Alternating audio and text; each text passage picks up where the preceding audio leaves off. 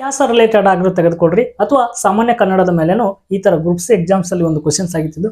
Questions ಏನಿದೆಪ್ಪ ಅಂದ್ರೆ Arab ಇತಿಹಾಸಕಾರನಾದ ಪ್ರವಾಸಿ Soleimani ಈ ಕಾಲದ ವಿಶ್ವದ 4 ಬೃಹತ್ ರಾಷ್ಟ್ರಗಳಲ್ಲಿ ಇದು ಒಂದಾಗಿದೆ ಎಂದು ಯಾರ ರಾಜರ ಆಳ್ವಿಕೆ ಕುರಿತು ಅಥವಾ ಯಾವ ಸಾಮ್ರಾಜ್ಯದ ಕುರಿತು ಹೇಳಿದ್ದಾನೆ ಅಂತೇಳಿ.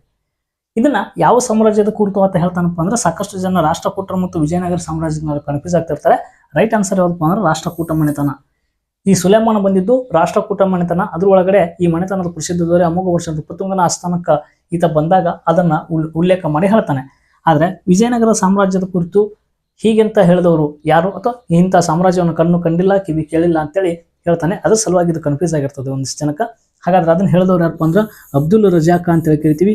ಈ ಅಬ್ದುಲ್ ರಜಾಕ ಯಾರಪ್ಪ ಅಂದ್ರೆ ಯಾವ ದೇಶದ ಪ್ರವಾಸಿಗ ಅಂದ್ರ ಈತ ಪರ್ಷಿಯಾ ದೇಶದ ಪ್ರವಾಸಿಗ.